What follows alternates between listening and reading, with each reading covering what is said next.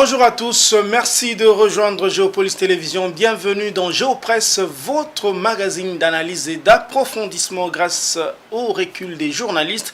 Aujourd'hui, nous sommes heureux, comme d'habitude, de recevoir des journalistes émérites, des analystes qui vont nous donner l'éclairage sur les dossiers ambiants, en tout cas, qui défraient la chronique. D'abord, nous avons le réel plaisir d'accueillir Don Momat. Bonjour ou bonsoir Don Momat. Bonjour, bonsoir Patrick Ilunga. Bonjour, bonsoir également à tous les téléspectateurs qui nous suivent. Avec nous également pour débattre José Junior Owawa. Bonjour, bonsoir José. Bonjour Patrick, bonjour Don, bonjour aux téléspectateurs de Géopolis Télévision. Allez, on va dérouler avec le sommaire de cette émission. Nicolas Kazadi et Constant Moutamba feront-ils face à la justice? En tout cas, leurs cas ont été envoyés à l'Assemblée nationale. Et pour Constant Moutamba, c'est déjà fait. L'Assemblée nationale a permis, en tout cas a autorisé des possibles poursuites contre le ministre de Justice. Qu'en sera-t-il pour Nicolas Kazadi? On le saura, en tout cas on fera une analyse autour de ces deux affaires-là, mais également on fera un focus sur ce qui se passe à Goma, que veut réellement Joseph Kabila. L'ancien président a ouvert des consultations là-bas, dans la capitale du Nord Kivu. C'est les deux thèmes, on va dire, principaux pour ce Géopresse. Encore une fois, bonsoir à tous. On va commencer avec vous, Don Momat. Vous avez suivi l'actualité, on va dire ce mois de mai. L'actualité est vraiment bousculée par les affaires judiciaires qui passent par l'Assemblée ou bien le Sénat. On l'a vu avec l'ancien président Joseph Kabila. Qu'est-ce que vous avez envie de dire? D'abord, on va commencer par le cas Constant Moutamba, ministre de Justice, mais qui pourrait faire face à la justice, justement. Il y a beaucoup à dire sur ce cas, particulièrement le cas de Constant Moutamba. Pour revenir sur ce qui s'est passé, ce que le procureur général, après la Cour de cassation, a déposé un réquisitoire auprès de l'Assemblée nationale pour demander la levée des immunités du ministre de la Justice. Pourquoi l'a-t-il fait? Parce qu'il soupçonne le ministre d'avoir violé la loi des passations de marché. Et donc, en gros, en fait, il y a des soupçons de détournement. Oui. Il y a des soupçons de détournement de 20 millions de dollars. Et on a vu avec la commission spéciale installée au Parlement pour examiner la question, on a vu que le procureur avait vraiment ficelé son dossier. Plusieurs griffes qui ont été relevées en passant par l'entreprise en soi, la manière dont le marché s'est passé. En tout cas, autour de tout ça, le procureur a relevé des anomalies. Et pour ça, il fallait que le ministre soit entendu par lui. Et c'est que l'Assemblée nationale a donné son veto. Il lui a dit, tu as carte blanche, tu peux instruire le dossier. Et donc, dans le jour, si pas déjà aujourd'hui, dans les jours à venir en tout cas, le ministre de la Justice devrait être entendu par les procureurs généraux pour que finalement il éclaire sa lanterne, parce qu'on voudrait savoir un peu, même la population qui suit ces dossiers, surtout que, je le disais tantôt hier, que le ministre de la Justice s'est toujours présenté. Je ne dis pas qu'on le présente, mais il s'est toujours présenté comme le fer de lance de la lutte anticorruption. Oui. Et voilà qu'il se retrouve dans un dossier où on parle des corruptions, des détournements. Et donc, tout le monde est curieux de savoir où est-ce que cette affaire va aboutir. Et donc, la curiosité est grande. Et on attendra à ce que le procureur général ait fini la phase d'instruction. Au moment où il devrait revenir auprès de l'Assemblée nationale, certainement que ça sera également public pour rendre ses conclusions. En attendant donc ces moments-là pour savoir exactement qu'est-ce qui s'était passé entre le moment où le ministre de la Justice a décidé de faire construire une prison jusqu'à ce que l'argent a été envoyé, puis que l'argent a été envoyé dans la banque d'une entreprise entre guillemets fictive, puisque ça a été démontré par les procureurs, preuve à l'appui, que l'entreprise n'avait pas au-delà de 2 ans d'existence, pas au-delà des 4 sociétaires, et avec à peine 5 000... Une capacité financière qui n'est pas prouvée. Pas prouvée, et il n'y a pas non plus d'expérience en termes de construction des prisons. Et donc, d'ailleurs, le ministre de la Justice lui-même, selon la commission spéciale mise en place par les parlements, a reconnu les erreurs administratives. Alors, si à ce niveau, le Parlement a permis à ce qu'il aille en instruction, c'est-à-dire que ces erreurs administratives sont lourdes. Si c'était des erreurs administratives assez légères, je crois qu'on aurait peut-être envoyé cette affaire au niveau de la commission des sages du Parlement, qui aurait tranché, et on aurait trouvé un compromis pour passer à autre chose. Mais je crois que les erreurs administratives, à suivre tout simplement ce qui a été dit hier par la commission, on sent que les erreurs administratives sont vraiment très graves. Voilà, pour quelqu'un qui a toujours été le fer de lance, qui s'est toujours présenté comme le fer de lance de lutte contre la mafia, le détournement, la corruption, c'est quand même une affaire qui attise la curiosité. José Junior Owawa, vous avez suivi Don Mat qui a déjà replanté le décor. Quelle est la lecture que vous faites de cette affaire-là? Bon, et merci beaucoup. Je te remercie pour la parole, et puis on remercie les téléspectateurs pour la confiance. Et moi, je n'ai pas une lecture différente de ce que venait d'être dit autour de cette affaire, parce que ce sont des faits qui ont été présentés. Ma lecture, c'est plutôt de placer cette affaire-là dans les contextes dans lesquels elle se trouve, et les contextes politiques. Vous voyez que Mutamba arrive au pouvoir il y a presque une année avec Madame Souminoa comme Premier ministre, et c'était le premier gouvernement post-élection de 2023. Je crois que c'est ça. Et finalement, il est bombardé ministre de la Justice. Et à 35 ans, Mutamba, avec beaucoup d'énergie, il a ranglé foule, il est un peu partout. Il est parmi les ministres politiques du gouvernement souminois, qui est au devant de la scène pour dénoncer la corruption généralisée dans le pays, dénoncer les antivaleurs, dénoncer tout ce qu'il y a. Mais aujourd'hui, l'histoire de Mutamba est en train de ressembler à celle d'Éric Moretti Dupont en France, qui était grand avocat aussi, qui parlait forcément des vices sociétaux de la France, qui parlait de tout ce qui ne marche pas dans ce pays, notamment le domaine de la justice et ses relations tendues avec le monde judiciaire. Je parle des magistrats et des juges et consorts. C'est un peu la copie certifiée conforme à ce qui s'est passé en France. C'est ce que nous sommes en train de l'histoire en train de se répéter ici, où le populisme se lie un peu avec tout ce que vous voyez aussi, ce qui arrive à Constant Mutamba, qui, vous savez, déjà avec son arrivée à la tête du pays, du ministère de la Justice, il s'est avéré son combat supposé ou réel contre la lutte contre la corruption, et qui a fait que non, ça l'a mis à dos tout ce que vous connaissez comme magistrat, juge, et bref, les conseils supérieurs de la magistrature, parce que vous vous souvenez de sa demande la dernière fois de pouvoir enquêter sur un patrimoine immobilier qui aurait été acquis par un ministre, l'actuel procureur Vendée de la justice, et le procureur près la cour de cassation. Et justement, et quelques mois après, c'est lui qui se retrouve dans la même situation, comme on l'a dit tout à l'heure. C'est lui qui est traqué maintenant cette fois-ci. Allez, voilà, c'est autour de ce contexte politique-là qu'il faut replacer cette histoire. Comment est-ce que cela va déterminer la suite? Non, parce que c'est pas forcément cela, mais on dit la politique a toujours raison sur tout. D'autant plus qu'aujourd'hui, l'affaire pour laquelle il est soupçonné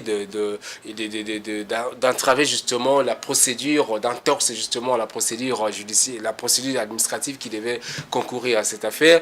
Les faits sont là, et il y a une commission qui a travaillé pendant tout ce temps ici, et cette commission a rendu publiques les conclusions, et a décidé finalement de pouvoir mettre le ministre à la disposition de la justice pour que la justice puisse entamer l'instruction du dossier. Cela montre effectivement que les faits doivent être quand même solides pour justement permettre à ce que les députés puissent procéder ainsi. Et déjà que comme les députés ont procédé, maintenant c'est à la justice de présenter au ministre les faits pour lesquels parce qu'il avait été interdit à la justice, la loi ne le permettait pas pouvoir convoquer un ministre en fonction. Il fallait passer par cette procédure qui est maintenant, comme c'est fait, il faudrait maintenant voir comment est-ce que les étapes à suivre, comment le ministre va devoir se présenter devant les procureurs et pour pouvoir présenter ses moyens de défense. Bon, c'est sa version, c'est pas encore la défense, et présenter sa version des faits pour confronter justement avec ce qui est à la disposition du procureur. C'est ce tour de ça, et c'est après justement cette audition, après ces consultations, que le procureur va voir s'il y a nécessité de pouvoir entamer une procédure judiciaire de fait, donc pouvoir poursuivre officiellement maintenant le ministre. Le ministre va devoir présenter sa démission, parce qu'on ne peut pas être déjà confronté à la justice et exercer toujours les fonctions publiques, et s'il ne présente pas sa démission, je crois, dans 48 heures, et la démission sera actée, ça sera d'office. Donc c'est une procédure qui va venir, mais c'est évident, c'est pas forcément évident que ça soit le cas, parce que par moment aussi ça peut revenir que le ministre soit tout simplement en fonction des éléments qu'il aura présentés au procureur, que le procureur puisse abandonner carrément le fait, dire que voilà, ça ne nécessite pas une procédure judiciaire à engager, et le ministre garderait ses fonctions et puis va continuer à faire son travail. C'est une affaire à rebondissement dont il faut être extrêmement prudent, parce que les évolutions seront en fonction de ce qui va se passer au niveau de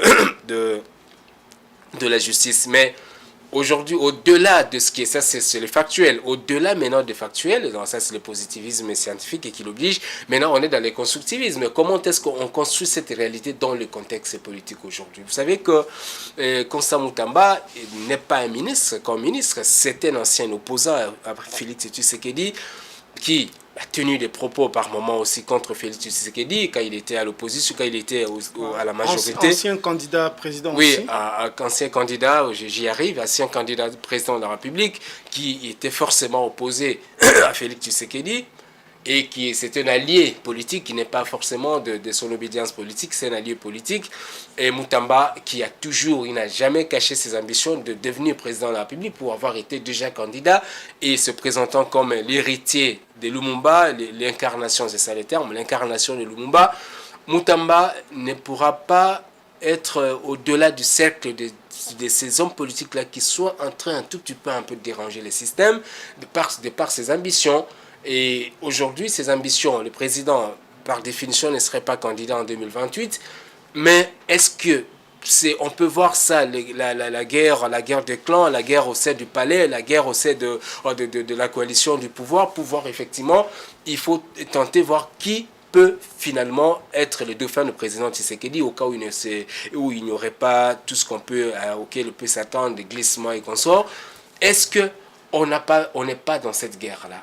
C'est pas très loin. Au-delà du fait que les relations tendues entre Mutamba et la justice et l'appareil judiciaire, nonobstant du fait que Mutamba, il a même déclaré lui-même qu'il n'avait pas de relations toujours amicales avec la première ministre, est-ce qu'on n'est pas dans cette dimension politique, de macro-politique, et pour voir effectivement qu'on est à 3 ans des élections générales, mais notamment la présidentielle, qu'il y ait des gens au sein de l'Union sacrée de la nation qui se présentent comme étant des potentiels candidats présidents de la République, et dans une élection où par définition le président ne se présenterait pas.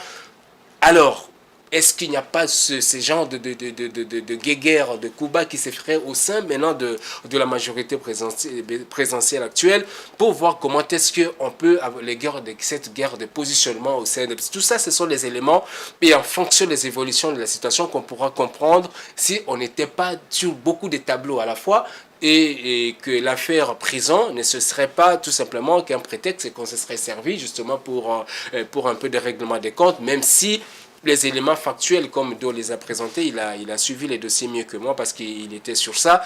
Et montre effectivement, et Mutamba l'a reconnu, que si nous sommes dans une situation où lui, il a effectivement créé, il a énervé un peu la procédure administrative autour de ces dossiers-là. Donc je crois que c'est une analyse qu'il faut entreprendre de manière froide pour voir effectivement avec avoir tous les éléments nécessaires et sauf en fonction justement de l'évolution du contexte politique, évolution des événements politiques, on saura déterminer si on est dans l'un ou l'autre tableau autour de cette situation. Voilà, on est dans un champ politique, on parle là d'un membre de l'exécutif qui est, en tout cas, dont le sort a été presque scellé, on va dire ça comme ça, à l'Assemblée nationale, dans le pouvoir législatif, mais il a maille à partir un petit peu, si on peut s'autoriser l'expression, avec le pouvoir judiciaire, un champ large comme ça de la politique, du point de vue juridique et judiciaire, dans mon maths. José Junior a expliqué un petit peu ce qui peut arriver du point de vue juridique et judiciaire. Mais étant donné la guéguerre qui existe de manière officielle, il cite Firmin Vondé, il cite la première ministre, est-ce qu'on peut imaginer un autre sort devant Moutamba, devant Firmin Vondé? Est-ce que les dés ne sont pas pipés, comme on dit? Alors, si on en croit une certaine opinion, on peut être tenté de répondre par l'affirmatif. Parce que, déjà, puisque vous parlez de Soumine, la première ministre, une certaine opinion estime que si le ministre de la Justice avait été bien accompagné dans cette affaire par la primature, il n'en serait pas arrivé là. Ouais. Puisque dès le départ, il a tenu informé la primature de sa démarche de la construction d'une prison. Malheureusement, lui-même il est dit, après 10 jours sans réponse de la première ministre face au silence, il a dû procéder. C'est approbation tacite. Oui, il a dû procéder comme, selon son interprétation. Oui, comme il a fait. Donc, la primature ne l'a pas accompagné. Et lorsque vous allez même loin, regardez, la primature, pendant que nous sommes en train, cette affaire a fait remonter à la surface la question du gré à gré, la signature de contrat du gré à gré. Et qu'est-ce que la primature vient faire? On publie un communiqué selon lequel, bon, voilà, la primature dit, arrêtez, vous exagérez un peu avec vos contrats de gré à gré. C'est quoi le message qui est passé? C'est-à-dire que la primature vous dit tout simplement que, en tout cas, c'est une interprétation que l'on peut faire de ces communiqués-là, dans les contextes où cela est produit, la signature, la primature veut tout simplement dire que, monsieur, je t'enfonce davantage. Tout naturellement, déjà que... et donc, il y a une autre opinion qui estime qu'au-delà... Et vous avez la parole, il y avait déjà la lettre de la première ministre demandant à Moutamba d'arrêter et de fournir des documents. Oui.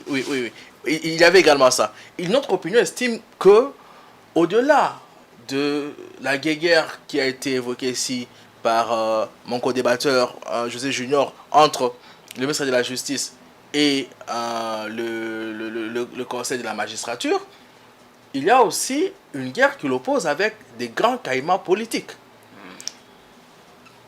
Moutamba, comme il aurait ou se serait donné cette capacité-là de sentir l'odeur du détournement, cela empêcherait beaucoup de gens à, selon une certaine opinion, je l'ai dit bien, à opérer comme ils ont toujours fait, pour détourner les fonds publics. Et donc, on estime que certains caïmans ont tout simplement décidé de lâcher l'homme ou de les livrer à la justice de façon à ce qu'ils aient un peu les champs libres. Ok? Et vous savez, lorsqu'on est trop populaire dans notre pays ou dans nos pays africains, cela pose un problème. Or, Moutamba a un tout petit peu fondé sa politique, d'homme politique, sur le populisme de l'avis de certains experts. Voyez-vous, si vous voulez me dire, mais vous exagérez, il n'y a pas plus tard que le lundi, on les voyait encore haranguer la foule pour dire que voilà, je n'irai pas chez X personne, vous ne me verrez pas chez X personne. Pourtant, quelques jours plus tard, devant la commission spéciale mise en place par les parlements, il a fait amende honorable en disant, écoutez, je reconnais avoir commis des erreurs administratives, mais même si je ne suis pas en odeur de sainteté avec ma chef du gouvernement, la première ministre, si seulement elle dit un mot, on s'arrêterait là. On va mettre un terme au contrat, et on pourrait faire les choses autrement. Et donc, vous voyez, le jour, c'est un Moutamba guerrier. La nuit, c'est un Moutamba conciliant. Un Moutamba qui fait des concessions. Un Moutamba qui plaide pour son cas. Et donc, c'est la deuxième des choses qu'il fallait peut-être évoquer, comme quoi une certaine opinion estime que c'est la primature l'a enfoncé un tout petit peu, une autre estime que c'est au-delà de magistrats, c'est un peu les caïmans politiques qui en voudraient à sa peau, mais il y a aussi une vérité dans tout ça, c'est que il y a eu des erreurs, comme je le disais, des erreurs graves commises par le ministre de la Justice dans cette affaire. Et l'on se demande, au vu de ce qui a été donné comme explication, comment un ministre de la Justice, avocat de formation, enseignant de droit, comment est-il tombé dans une affaire qui ne permet pas, en tout cas, un tout petit peu de les comprendre un peu. Parce que déjà, j'ai tout à l'heure évoqué le cas de l'entreprise, une entreprise presque fantôme, avec des sociétaires limités, sans expérience. Comment se demande-t-on quelqu'un comme lui, un homme qui a toujours parlé de la corruption, qui sent l'odeur de la corruption, un homme qui se bat pour réformer la justice, une justice malade qui est justement gangrénée également par la corruption, comment est-il tombé dans une erreur aussi grave? Alors, quand sera-t-il de son avenir? Ce que beaucoup se demandent, si on s'en tient à mes deux premières hypothèses, c'est que tout naturellement, il sera crucifié après instruction. Dans cette phase, il y aura audition, il y aura collecte d'informations, mais il a quand même la possibilité de ne pas, pour accomplir son vœu, de ne pas se présenter devant Firmin Mvondé. Il peut, voyez-vous, souvent on le fait, je crois ne pas me tromper, je ne suis pas juriste, mais souvent on le voit devant la justice, lorsque vous estimez que les juges qui instruisent le dossier ont un penchant pour votre adversaire, vous pensez qu'il ne sera pas correct avec vous. Vous pouvez les récuser. Donc, quelqu'un d'autre peut instruire le dossier. En tout cas, ce que j'ai aussi entendu dire. Et donc, mais, ce qui est vrai qu'il sera entendu. Il sera auditionné. Et après, tout naturellement, d'après en tout cas ses partisans, c'est fort possible qu'il finisse en justice. Voilà, c'est fort possible qu'il finisse en justice. Les jours à venir nous diront ce qu'il en sera. Mais José Junior, est-ce que cette affaire ne met pas en lumière justement le fait que les hommes politiques, ceux qui montent en grade en société, piétinent généralement les procédures? C'est notre société qu'on nous balance là comme un miroir. Bon, oui, peut-être, mais ça dépend de... En fait, tout ça, c'est une question de personnalité de chaque acteur, chaque personnage politique. Mais nous sommes dans une situation où vous avez Constant Moutamba, intelligent, populiste et populaire, ça dépend. Moutamba qui, tout ce que vous connaissez dans les domaines judiciaires, un avocat et consort, mais quand même... un homme de 35 ans qui devient ministre, et ministre quel ministre? Ministre d'État, ministre de la Justice, garde des Sceaux, c'est une fonction régalienne. Tout ça, c'était un peu un tout dans la tête d'un jeune ministre qu'il est. Et finalement, ça crée un peu de l'adrénaline et pas assez souvent.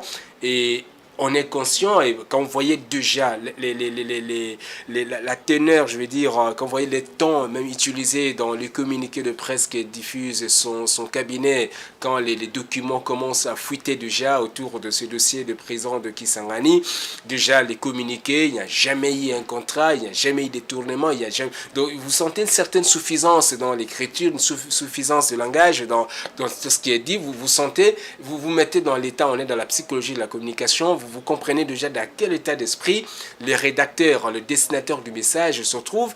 Et puis finalement, ça donne quand il y a cette suffisance d'esprit, vous tombez dans ce que je nomme la dissonance en communication. C'est-à-dire, vous êtes en face de vous, vous connaissez qu'il y a des faits qui sont là et parfois ça peut créer un problème. Il y a l'adrénaline qui monte et parfois vous perdez le contrôle. Et quand vous perdez le contrôle, qu'est-ce qui arrive? Finalement, vous tombez dans ces genres de choses. Est-ce que c'était dans cet état d'esprit que le ministre est tenté de cogiter ces dossiers-là de la prison? Parce que vous avez dit tout à l'heure là qu'il enseigne le droit, il est avocat, son cabinet, on a reçu dans le cadre ici à Géopolis, c'est l'un de ses collaborateurs qui est directeur de cabinet, je crois, adjoint, qui est aussi juriste. Bref, étant juriste, il se serait entouré forcément de juristes aussi. Et quand tous ces cabinets-là travaillent, et par moments, si vous sentez qu'il y a des insuffisances, vous doutez de ce qui se passe au niveau de votre cabinet, on le voit même aux États-Unis, dans des grands pays civilisés, on consulte un cabinet d'experts qui peut vous donner un avis technique, parce que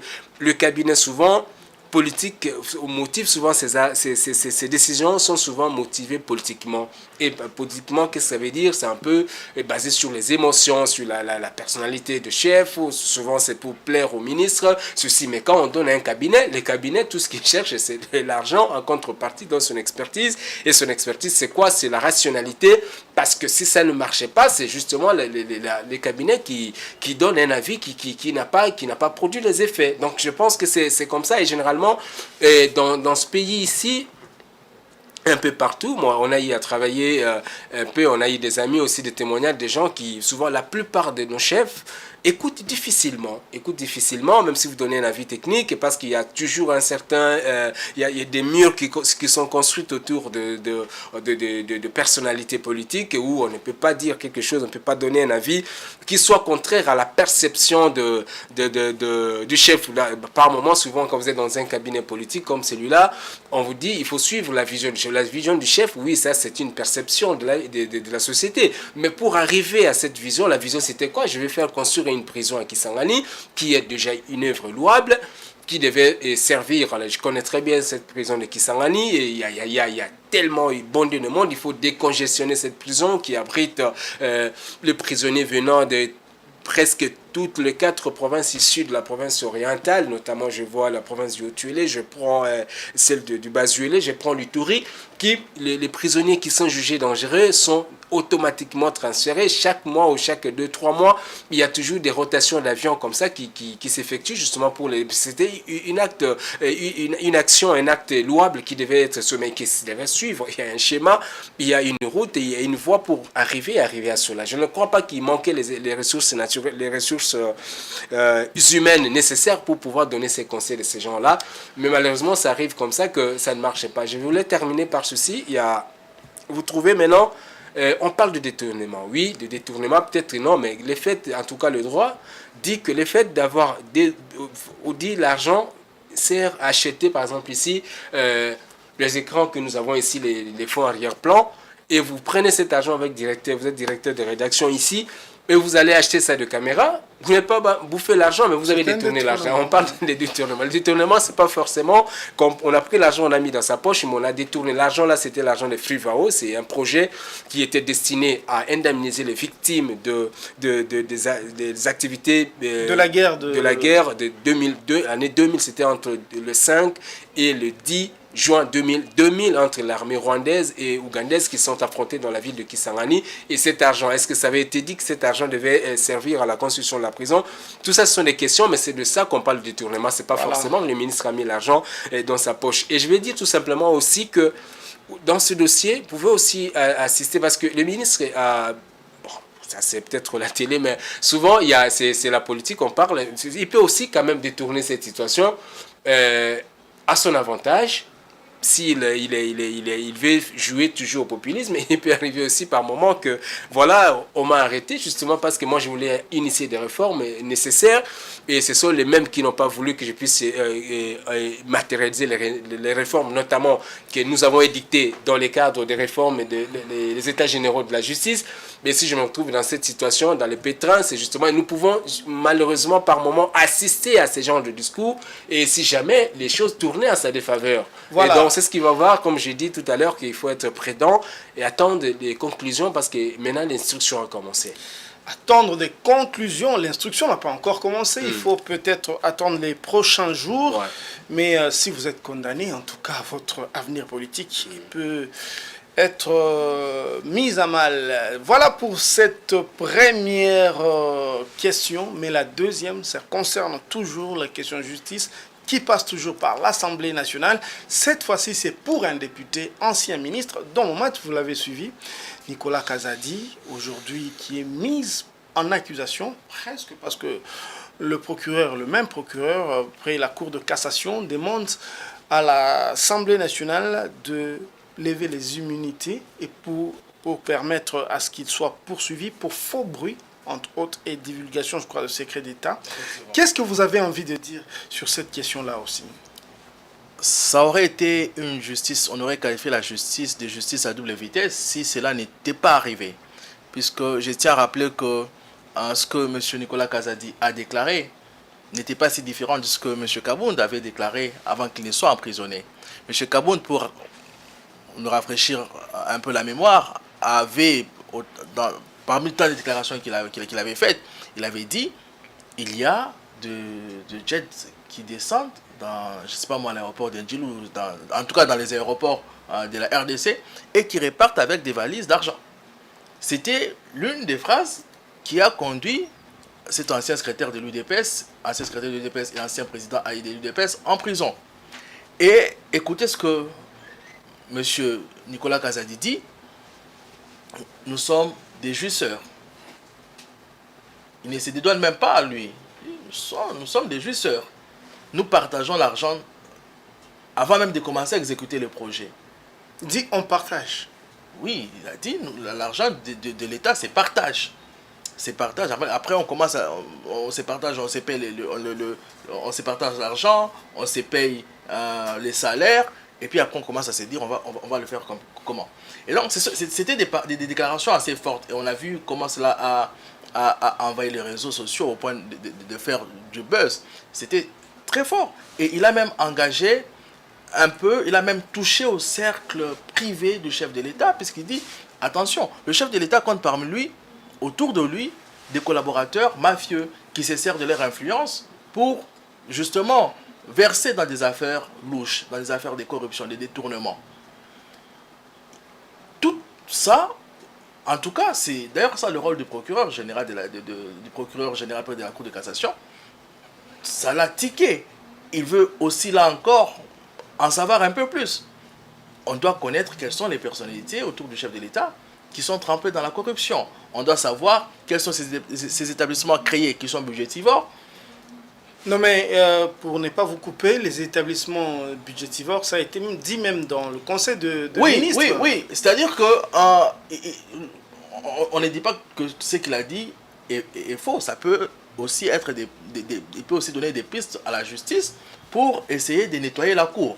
Ok? Donc, en tant qu'ancien ministre, le maire d'ailleurs selon le président de la République, en tant qu'ancien ministre des Finances, il peut donner des éclairages à la justice pour que celle-ci à son tour puisse un peu voir si c'est possible de balayer la cour afin de permettre au gouvernement de bien avancer, puisque un pays va de l'avant lorsque les trois pouvoirs travaillent en harmonie et s'entraident, le pouvoir exécutif, judiciaire et le législatif. Et donc, ça a pris du temps pour que cela arrive. Peut-être que l'on s'est demandé des questions, puisque dans notre pays, souvent, la politique a tendance à prendre des dessus sur la justice, parfois, selon que l'on examine le cas. Et donc, ça a pris du temps, si bien que certaines personnes se demandaient si, oui ou non, l'homme allait finir par être déféré devant la justice. Ben, c'est arrivé, et ça ne sera pas la première fois qu'il va devoir, si, en tout cas, le Parlement l'autorise, ça sera la deuxième fois en moins de 2 ans qu'il va devoir rencontrer monsieur Firmin Vondé pour en tout cas se justifier. La première fois, rappelez-vous, c'était sur l'affaire des lampadaires où il avait été totalement blanchi. Cette fois-ci, on ne sait pas s'il le sera davantage, s'il essaiera encore, mais tout porte à croire que ce n'est pas évident de s'en sortir aussi facilement comme sur le premier dossier, puisque certains disent que voilà, il a été lâché ici encore par les grands caïmans politiquement au sein de l'UDPS, avec le moyen qu'il détiendrait. C'est un concurrent à éliminer parce qu'il peut se substituer en dauphin, parce qu'il a le moyen, il a la carrure, il a le discours, il a les contacts, et maintenant il veut s'imposer comme puisque il a toujours été un peu technicien, mais là il veut prendre la posture d'un politicien tout fait. En tout cas, il y a une alerte rouge au sein du parti même, et donc il peut y avoir tout ça. C'est pas évident, mais il peut y avoir tout ça.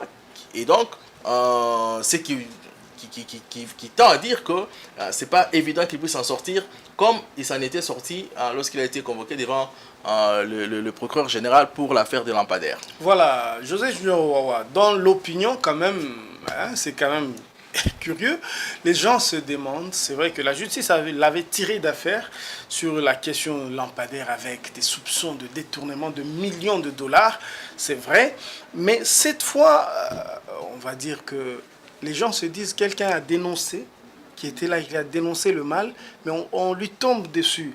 Vous, en tant que journaliste, quel recul avez-vous par rapport à cette affaire-là? Non, mais parce que ce qu'il a dit, bon, je l'ai dit même que c'est un peu semblable avec le dossier de Moutamba, où particulièrement celui de Kaboun, de l'ancien secrétaire général et président AI et vice-président de l'Assemblée nationale de l'UDPS à l'époque, membre de l'UDPS à l'époque. Ici, quand la justice, c'est ça un peu l'appréhension, la compréhension que les citoyens lambda a toujours eu de ce qu'on appelle la justice. Quand la justice initie ou demande d'initier une action ou d'instruire un dossier contre vous, c'est pas forcément que c'est parce qu'on doit arrêter quelqu'un. Non, il a fait des déclarations sérieuses, un peu grave aussi, parce qu'il dit que nous partageons l'argent de l'État. Et qui dit ça? C'est l'ancien ministre de Finances. Et l'ancien ministre de la Finance est l'argentier du pays, c'est lui qui a géré les finances de ce pays pendant presque 2, 3, 4 ans déjà, et ancien conseiller du chef de l'État, je crois en matière de finances, quelque chose de chevronné, quelqu'un qui connaît les arcanes de finances de notre pays, qui a été un peu partout dans ce cadre-là. Qui dit cela, c'est quand même grave parce qu'aujourd'hui, le pays s'est engagé dans une dynamique de pouvoir réformer ses finances avec les exigences de la Banque mondiale, de l'FMI, et puis la volonté politique, les déclarations, les programmes d'action du gouvernement et la vision de société du chef de l'État. C'était pour que ce pays devienne un pays de droit, un bel état de droit où la loi, la force de la loi, et la loi force sur tout ce qui bouge dans ce pays. C'est pas pour rien que vous suivez les condamnations, les poursuites contre même les anciens présidents comme Joseph Kabila, les poursuites comme Matata et consorts. En fait, le pays s'est sérieux engagé sur cette dynamique de pouvoir implémenter ce qu'on appelle la bonne gouvernance. Et quand la bonne gouvernance, qu'est-ce que le rôle du parquet? C'est quoi? D'identifier les infractions partout à travers le pays pour justement, Kazadi en tant que ministre, ancien ministre, en tant que député, son juge naturel, c'est la Cour de cassation. Alors, qui est là à la Cour de cassation, sur le procureur général de la Cour de cassation, qui identifie, qui cherche les infractions et il défère devant les juges à la Cour de cassation. Et aujourd'hui, Kazadi, pourquoi on arrête sa propagation? Parce que qu'est-ce que je dis? Qu'est-ce qu'on cherche derrière Kazadi? C'est justement pour comprendre comment il peut propager ce que le procureur estime jusque-là qu'il s'agit d'une fausse nouvelle, donc de faux bruits. Et il peut s'arriver aussi lors de la confrontation qui soit établi que Kazadi est tenté de dire des choses vraies. Et à ce moment-là, il va se traduire en renseignant, il va aider. En témoin, il va aider la justice à comprendre et identifier effectivement qui sont ces gens-là qui se partageaient de l'argent de l'État, les frais, les deniers publics, avant d'exécuter le projet pour lequel cet argent aurait été destiné.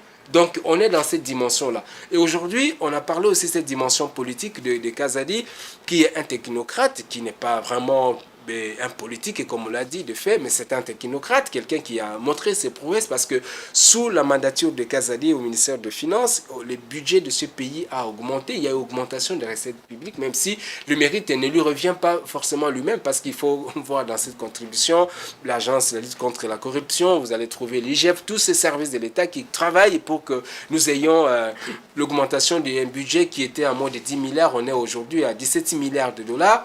Et même s'il était parti pendant un moment, mais sous son mandat, nous avons eu effectivement l'accroissement du budget de l'État. Donc c'est quelqu'un qui est un technocrate, mais le voir endosser maintenant, porter les costumes de politique qui parlent vraiment de la politique aujourd'hui, il y a lieu maintenant de mûrir la réflexion, de susciter des réflexions au sein de la coalition au pouvoir.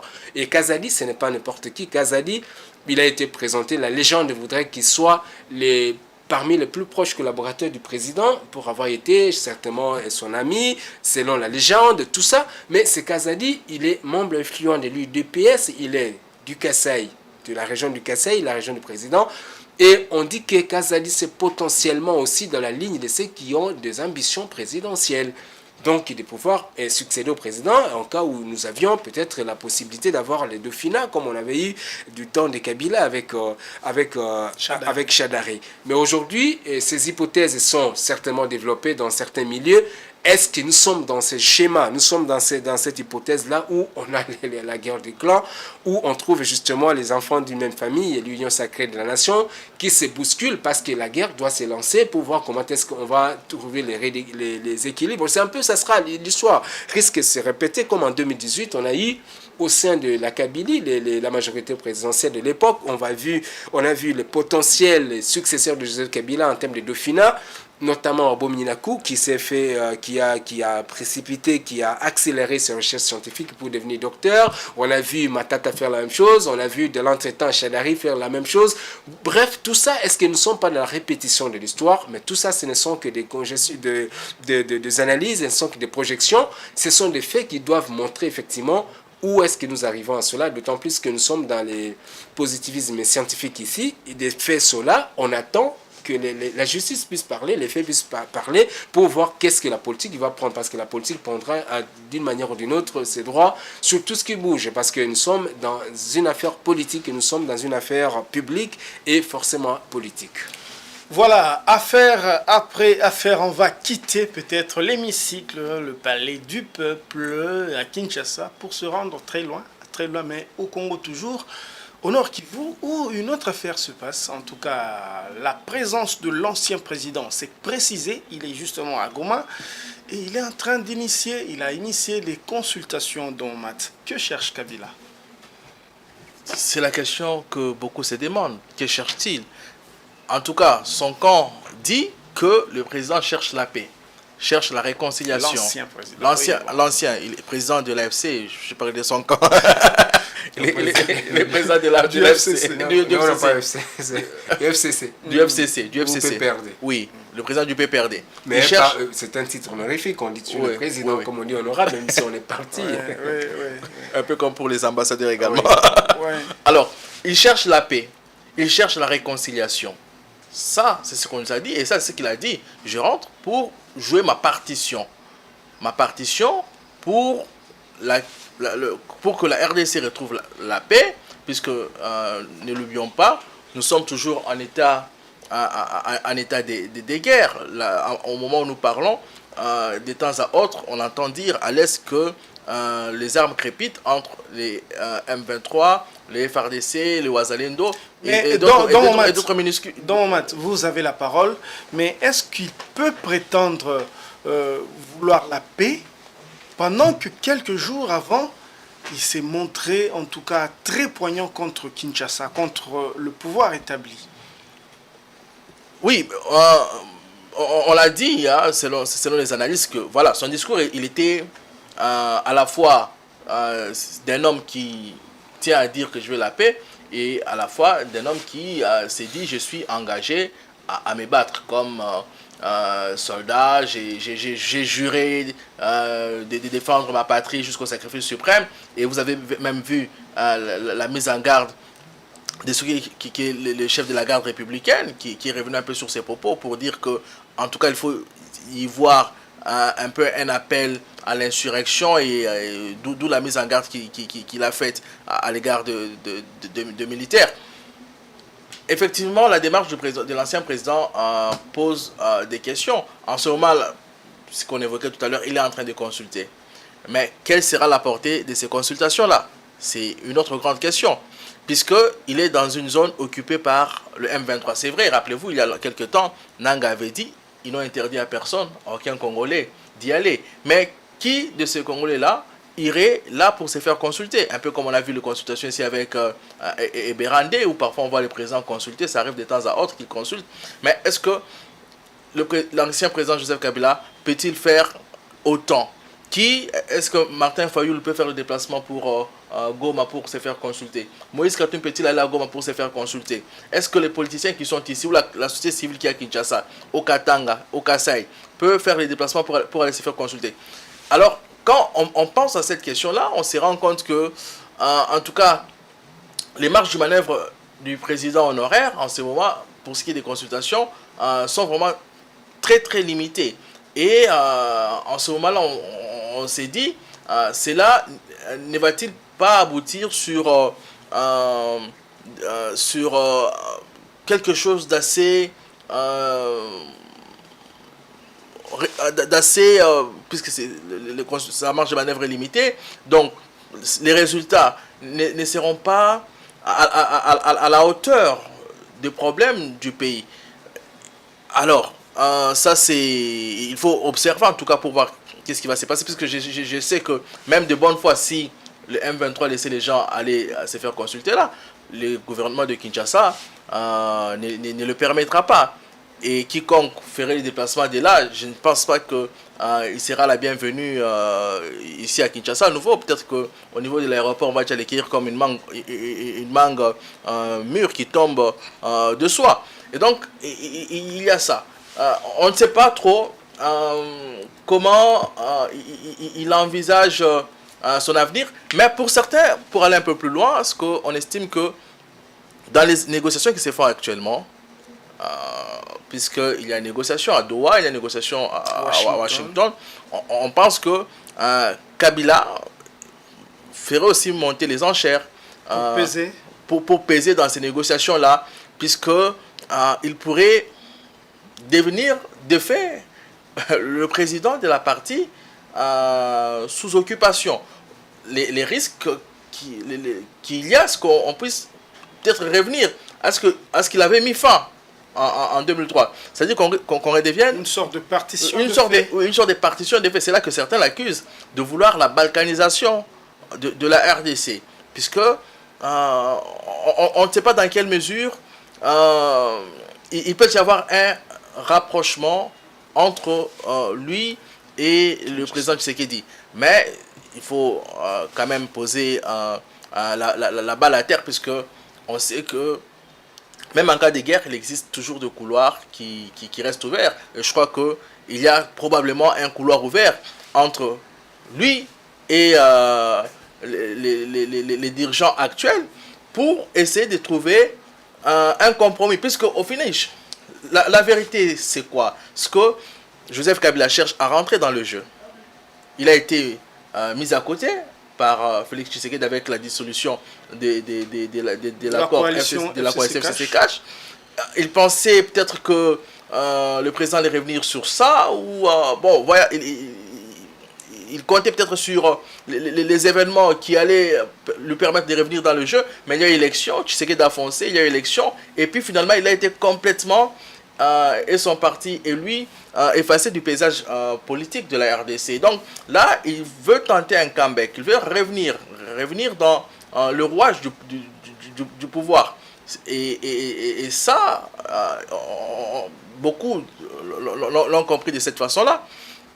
Et ici, on n'en veut pas. Mais, comme vous le savez, à chaque fois qu'il y a guerre dans notre pays, à chaque fois qu'il y a des leaders qui naissent ça et là, puisque malheureusement notre pays est caractérisé par la corruption et caractérisé par la paupérisation de la population, même les gouvernements légitimes ne se sentent pas si légitimes pour fermer la porte aux opposants. Sinon, ils se mettraient en danger. Et donc, de temps à autre, ils sont obligés d'ouvrir pour accueillir tout le monde et continuer la marche comme ça. Ça, c'est la faiblesse des gouvernements, non seulement congolais, mais aussi africains, qui, même légitimes, n'arrivent pas à s'asseoir correctement dans leur siège en donnant du pain et de l'eau à la population. Voilà, en tout cas, vous parlez de comeback, c'est un curieux comeback quand même. Et au Congo, c'est une première parce qu'on n'a jamais eu un ancien président en vie. José Junior Owawa, consulter, c'est une prérogative qui revient au président de la République quand même, à moins que je ne me trompe. Et là, est-ce qu'il peut prétendre consulter sans Kinshasa quand même? Ça va aboutir à quoi? Bon, c'est justement, c'est ce qu'on a dit dans le journal l'autre fois. Vous avez vu les titres de Géopolis il y a 2 jours. On a parlé de ce comeback inédit parce que Joseph Kabila, aujourd'hui, il a initié cette consultation. Bon, je ne sais pas qui consulte finalement à Goma. Est-ce que c'est qui? C'est un médiateur au conflit? Est-ce que il a eu mandat de qui? Du président de la République, des Nations Unies, de l'Union africaine. Bon, en qualité de qui est-ce que le président Kabila est en train de consulter à Goma?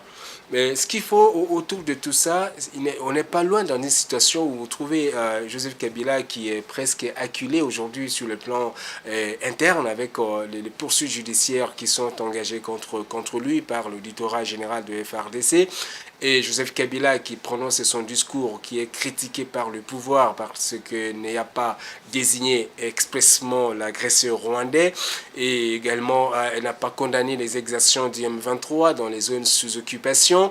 Et vous trouvez un Joseph Kabila qui est aujourd'hui, il est parti en exil, c'est quand même un chef de parti dont le parti est en train d'être aujourd'hui acculé, notamment sur le plan interne avec la demande du ministère de l'Intérieur de pouvoir obtenir la dissolution pure et simple de ce parti parce que appartenant à celui qu'on accuse d'être le parrain de la rébellion.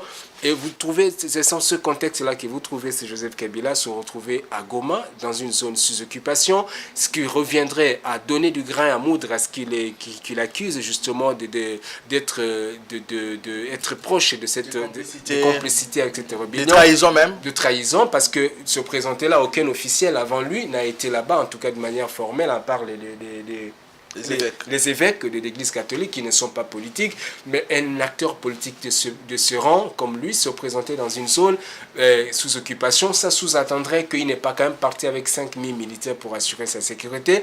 Et par définition, en tout cas d'emblée, on comprendrait qu'il serait sécurisé par la rébellion.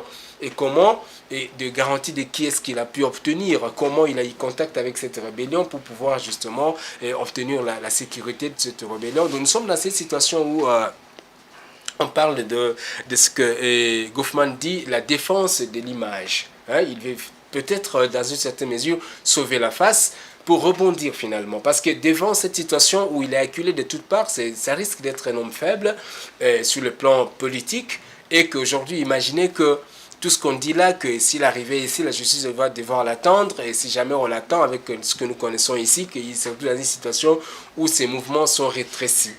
Et comment il pourra peut-être s'en sortir? Alors il est dans une situation, si jamais il restait à l'étranger, et que par exemple la RDC demanderait la demande d'extradition parce que la justice doit l'attendre, mais que dans ce pays-là, est-ce qu'un pays va devoir accepter d'avoir des relations diplomatiques tendues avec un partenaire comme la RDC parce qu'il est en Afrique australe, et membre influent de la SADC, et qui se retrouverait avec un résident encombrant?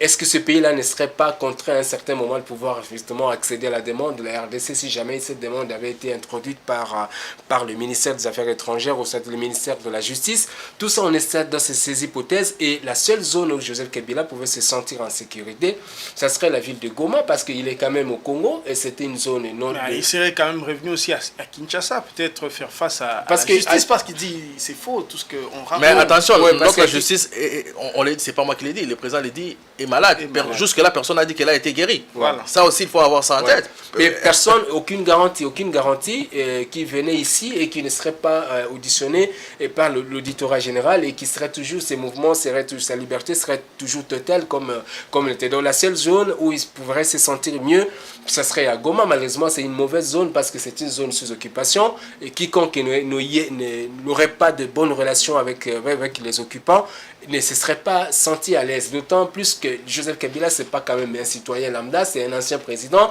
Ce qui veut dire la présence de Joseph Kabila, c'est pas moins de 50 ou 100 personnes derrière lui, parce qu'il faut la logistique pour son logement, il faut ceci, c'est quand même un ancien président de la République. Alors, vous voyez, dans cette situation, alors pourquoi la posture de consulter la population? Parce qu'à un moment, il s'est fait discret pendant 2, 3, 4 jours.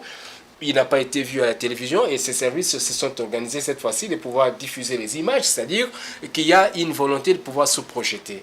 Il y a ce qu'on appelle l'image voulue. C'est cette image voulue-là qui veut tout simplement montrer à cette image-là que moi, je suis devenu un interlocuteur, je ne suis pas les rebelles que vous pensez, je ne suis pas les maquisards, je sais moi qu'est-ce que je veux dire, je ne suis pas les rebelles que je ne suis pas les chefs rebelles que vous pensez, je suis plutôt un acteur important qui doit contribuer justement au retour de la paix dans ce pays et je dois commencer à construire. C'est une façon de se disculper, de tout simplement dire que non, en tout cas, j'ai mes habits, je ne porte pas, j'ai mes amis blancs, parce qu'il muse et il parle de l'expérience qu'il a, l'expérience de 18 ans, parce qu'il n'a quand même pas l'expérience déclarée, il a l'expérience du pouvoir, il a eu à consulter, il a eu à confronter le même genre de situations auxquelles le pays est confronté aujourd'hui, de l'insécurité, de la guerre, il a eu à consulter, il a réussi à son temps à mettre fin quand même à cette guerre. Et il s'est dit que moi aujourd'hui, vous avez suivi l'interview du religieux qui a parlé juste après la rencontre avec Joseph Kabila, que nous comptons sur lui parce qu'il a l'expérience et il veut pas. Donc, vraiment, c'est ce qu'il veut, l'image qu'il veut projeter pour montrer effectivement qu'il soit perçu comme tel. Mais si jamais il y a négociation, qu'il ne soit pas perçu comme un fugitif, comme celui qui ne veut pas se présenter à la justice pour présenter ce moyen de défense, mais que c'est lui un acteur qui vient pour se présenter et un acteur qui vient, qui dit que non, j'amène avec moi la recette Kabila pour contribuer à la décrispation, au dénouement de la situation. Mais comme je l'ai dit, il y a 2 jours ici, qu'il faut être extrêmement prudent parce que tout ce qui se fait ici, c'est quand même un tout petit peu lié à l'agenda international parce que d'ici le 15 juin, on aura des évolutions négatives ou positives à ce qui va se passer, notamment à Washington, où la RDC et le Rwanda seront en train de négocier. Vous savez qu'on ne le veuille ou pas, la RDC, la guerre de l'Est du pays, est aussi alimentée par le fait que le Rwanda est à la frontière de la RDC et qu'à tout moment, tout ce qui s'est fait dans ce pays, dans cette partie du pays, nous avons les points de sortie dans la ville de Goma. C'est d'abord la ville de Gizeni, qui veut dire le Rwanda, qui est la porte d'entrée. Et même si Joseph Kabila est arrivé à Goma, forcément, il y a 80% de courant qui est passé par le Rwanda.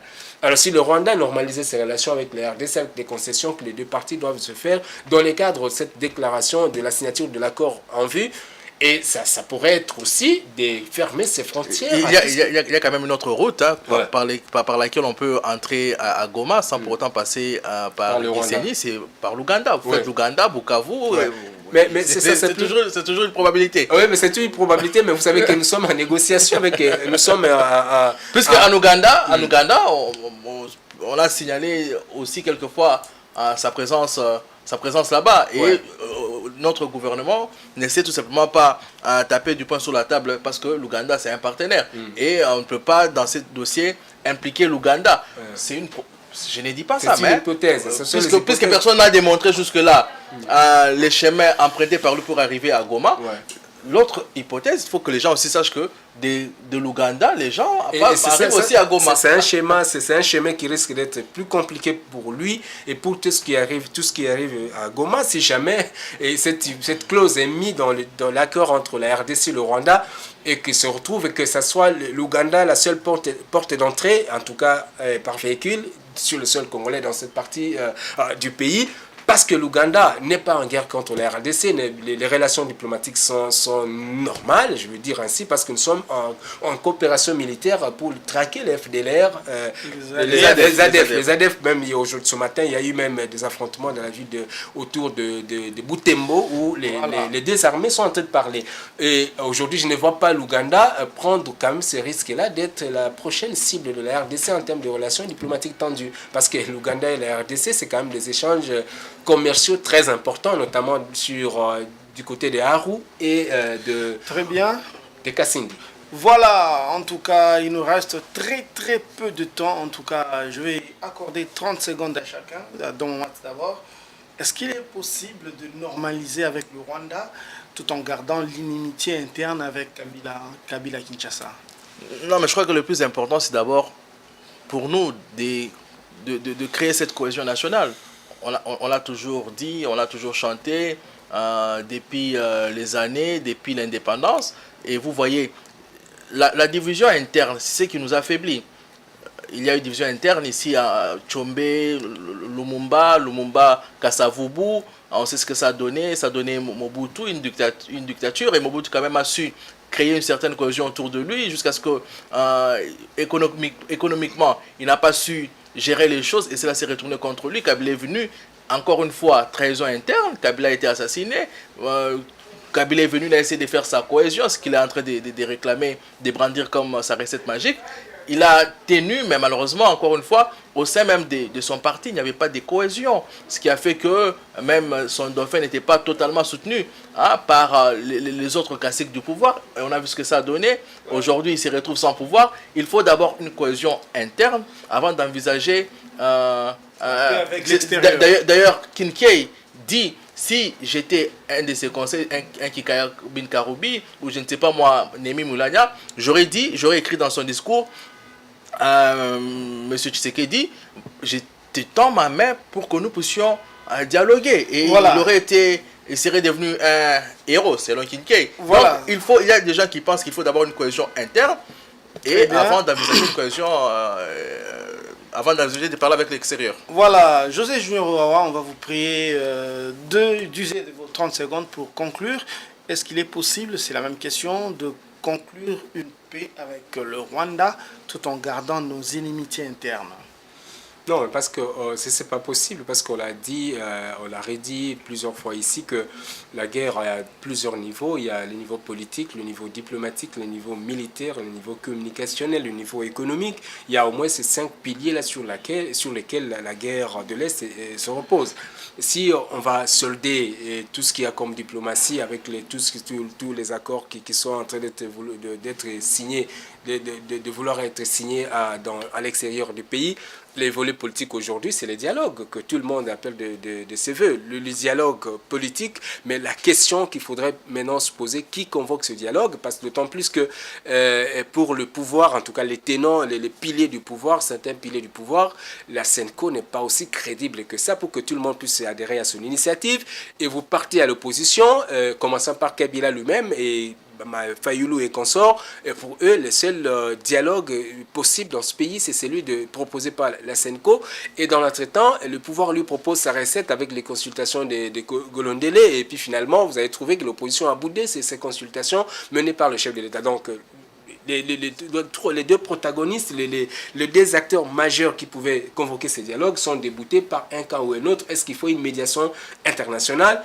Joseph Kabila estime que ces médiateurs internationaux, notamment l'Union africaine, c'est tout simplement, il considère ça des signes de compassion et que la solution doit provenir au niveau interne. Alors, déjà au niveau interne, les 2-3 structures qui sont habilitées à le faire ne peuvent pas le faire. Je pense que ça sera difficile aujourd'hui, les dialogues. C'est une évidence et certains parlent de... Okay. Ce n'est plus une question, mais c'est justement de savoir quand ça va être tenu et qui va le convoquer. C'est autour de ça qu'il faut réfléchir.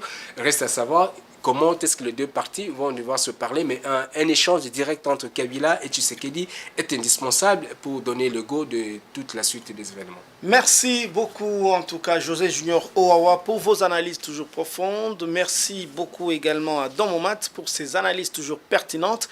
Géopresse, c'est ici la fin de parcours. On va boucler cette semaine, en tout cas avec l'espoir de se retrouver la semaine prochaine avec peut-être d'autres thématiques et ce sera toujours avec le même plaisir. À la semaine prochaine.